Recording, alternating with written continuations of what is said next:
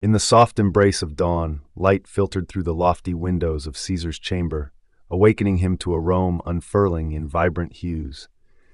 The distant sounds of the bustling city, a symphony of life, echoed through the marble halls, filling his senses with both promise and foreboding. As he contemplated his day's path, moments from his childhood flickered in his mind, revealing a man caught between the weight of power and the fragility of legacy. In the heart of the impending tumult, he felt the stirrings of unease, an intangible threat lurking just beneath the surface of admiration from the masses. This morning was not merely the beginning. It was a prelude to a saga woven with ambition and betrayal, where even the sun-kissed streets of Rome could not extinguish the growing darkness in the hearts of those closest to him. What awaited him was more than destiny. It was a storm brewing at the horizon. As the sun climbed higher, Caesar's thoughts deepened, addressing the duality of his reign. Memories of his youth danced through his mind, the playful laughter of friends, the weighty expectations of his lineage, and the lessons learned from both triumph and failure. Power, he mused, was an intoxicating elixir, one that could elevate a man or lead to his ruin. He understood that his legacy was not solely forged in victories, but also through the bonds he cultivated and the trust he inspired. Yet a pervasive anxiety gnawed at him. Whispers of discontent echoed louder among the elite. With each heartbeat, he sensed a fracture forming within those closest to him, a prelude to betrayal that would test his resolve. Thus, he steeled himself for the day ahead, aware that both glory and peril awaited him in equal measure. As the vibrant city continued to awaken, Caesar joined Antony for breakfast in the grand dining hall. The rich aroma of wine and fresh olives filled the air, mingling with the sounds of laughter and clinking goblets. Their camaraderie was palpable as they shared anecdotes from past campaigns, reinforcing their loyalty amidst the tension brewing outside. Yet, as they discussed the political landscape, a strain laced their conversation. Caesar's instincts warned him of the undercurrents shifting within the Senate. The walls echoed the weight of their words, a reminder of the fragile alliances that began to waver. With each bite, Caesar felt the duality of his existence, a leader celebrated by the masses, yet increasingly isolated from the very ones he sought to trust. As breakfast concluded, the day's uncertainties loomed ahead, rippling through the air like the promise of an imminent storm. As breakfast faded into memory, Caesar prepared for the day's engagements, his thoughts centering on the toga he would wear, a symbol rich in tradition and authority. Draping the finely woven fabric around his shoulders, he admired the intricate embroidery that spoke of Rome's grandeur and his role within it. Each thread echoed the history of leaders who had come before, mingling pride with a growing anxiety. The fabric felt both empowering and suffocating, a reminder of the scrutiny he faced from the Senate and the adoration of the citizens. As he caught his reflection, he pondered how perception could shift like the wind, and he resolved to navigate his duties with both confidence and caution.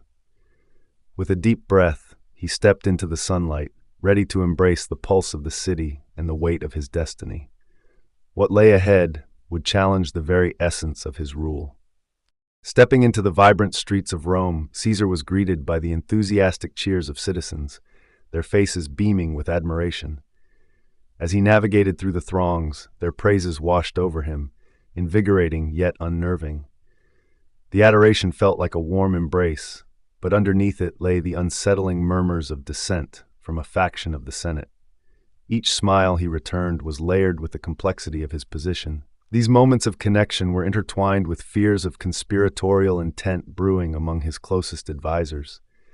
His heart beat with the rhythm of the city, but as he exchanged pleasantries, an unsettling awareness gripped him. Loyalty was a fragile thread, susceptible to the very winds of ambition that blew through the cobbled streets. Today was pivotal, a reflection of the duality of his life as both a beloved leader and a man poised on the brink of treachery. As Caesar meandered through the bustling streets, a poignant encounter awaited him with a humble baker.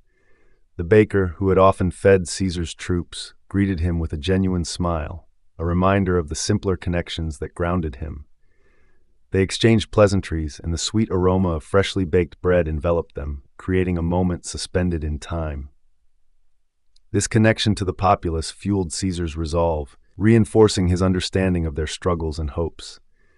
Yet beneath their shared laughter, an undercurrent of tension whispered of prideful senators perpetually scheming to undermine his authority. As Caesar departed, the friendly chatter lingered in his mind, heightened by the ever-present specter of discontent brewing among the elite. The stark contrast between public joy and private anxiety shaped his thoughts profoundly. Little did he know that the path forward would demand not just clarity, but a fortitude that tested the bonds of trust he held so dear. The sun, now high in the sky, cast a golden glow over the forum as Caesar stepped forward, his presence commanding immediate attention. The gathered crowd buzzed with anticipation, eager for his words. With a steady breath, he launched into a passionate speech, conveying visions of unity and prosperity for Rome. Each phrase ignited cheers from his supporters, their voices rising in fervor, momentarily drowning out the mounting tension that festered among the patricians. Yet, as he gauged the faces around him, a flicker of awareness crept into his thoughts. This adulation could very well mask a growing animosity.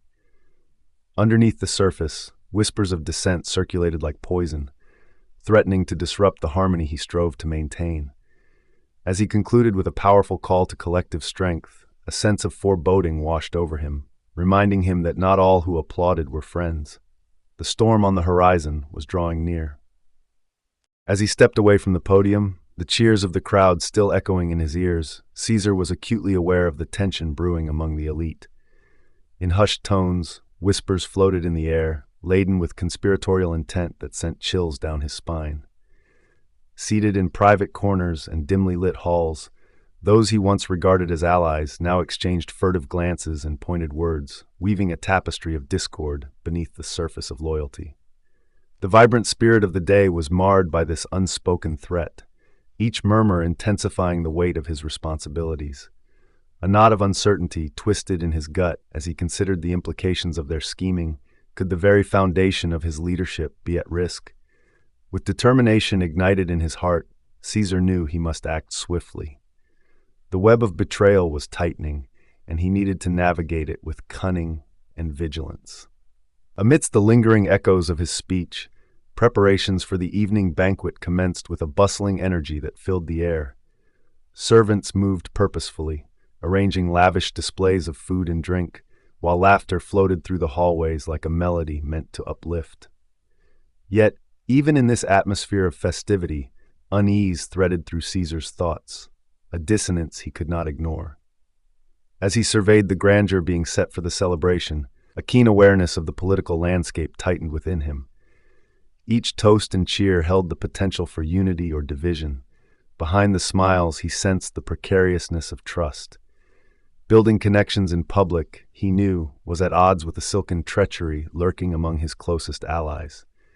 As guests began to arrive, he steeled himself for an evening that promised both revelry and revelations, aware that beneath the surface, danger loomed ever closer. As the festive atmosphere swirled around him, Caesar keenly observed the dynamics at the banquet. Laughter resonated, yet the subtle shifts in expressions among guests hinted at deeper rivalries masked by civility. He felt the weight of unspoken tensions, particularly with Brutus, a friend whose loyalty was paramount yet fraught with uncertainty. The clinking of goblets warmed the air, but each toast carried a shadow of doubt. In a moment of genuine connection, Caesar engaged Brutus in conversation, their affection contrasted by a palpable, unvoiced worry. Trust was fragile, yet it tethered them together amidst the rising tide of conspiracy. As the banquet progressed, the mood began to shift. An undercurrent of unease seeped into the revelry, reminding him that not all was as harmonious as it seemed. Tonight would test the bounds of friendship and ambition entwined within the heart of Rome.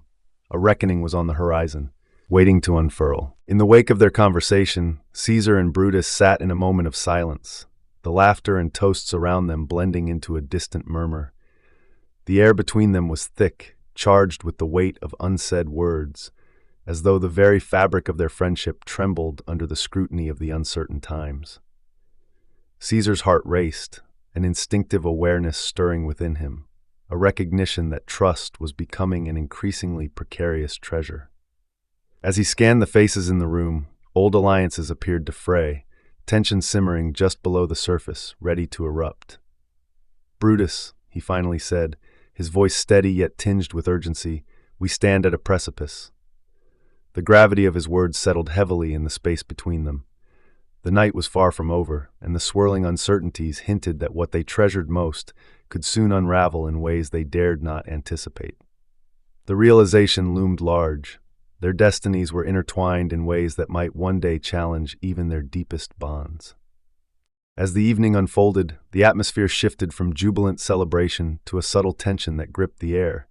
Laughter that once flowed freely now felt strained, echoing in the grand hall, where alliances began to fray amidst clinking goblets. Guests engaged in conversation, yet underneath the joviality, unease brewed like a storm cloud on the horizon. Caesar, acutely aware of the changing dynamics, found his thoughts preoccupied with the delicate balance between friendship and ambition. In corners of the room, sidelong glances exchanged a volume of unsaid intentions, and he sensed the delicate web of trust in which he had once felt secure was now unraveling.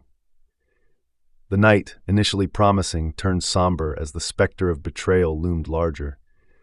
What began as a gathering of celebration morphed into a chess game of political intrigue, revealing the perilous paths that lay ahead.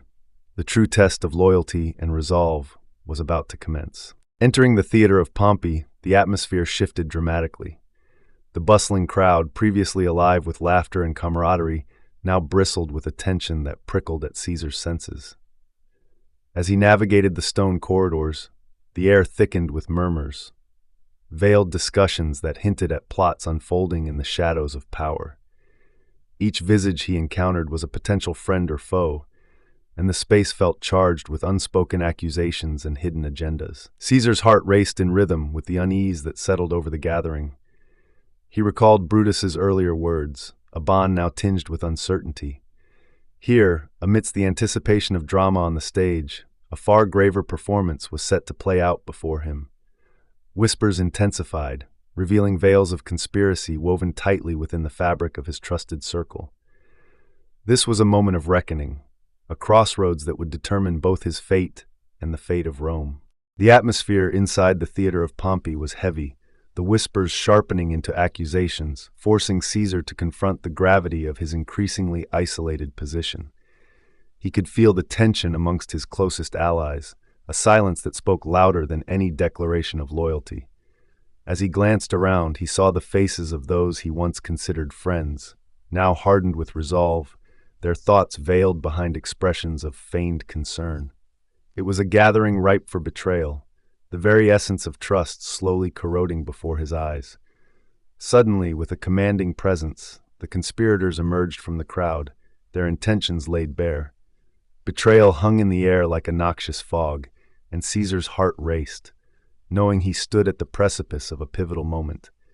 The clash of ideals and ambitions was no longer a whisper but a roar, plunging him into the storm that threatened to engulf his legacy entirely. What would unfold here could irrevocably alter the course of history. As twilight descended on Rome, Caesar returned to his chamber, the weight of the evening's revelations heavy on his mind. Each step echoed in the stillness, a haunting reminder of the laughter that had masked the undercurrents of betrayal. He could still hear the whispers of dissent, like a distant drumbeat, resonating against the polished marble. In the solitude of his thoughts, he began to reflect on the delicate web he had spun, a tapestry woven with threads of loyalty and ambition now frayed at the edges. The flames in the hearth flickered, casting brief moments of warmth in an otherwise cold room, mirroring his conflicting emotions. Tomorrow would arrive with its own challenges, and a sense of impending doom loomed, casting doubts upon his resolve. As he closed his eyes, the uncertainty enveloped him, reminding Caesar that the path to power was perilous, and the night may not be the end, but merely a precursor to what lay ahead.